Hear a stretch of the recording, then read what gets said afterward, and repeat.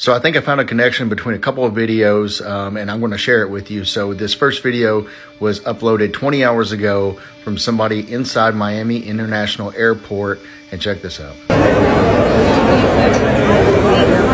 So the same nights that those flights were grounded, this is what was seen over Miami's skyline downtown.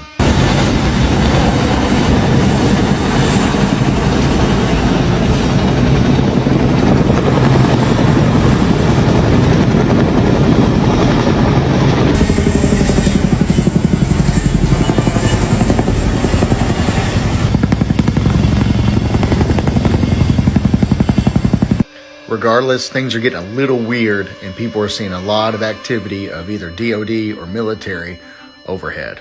Let me know what you guys think in the comments.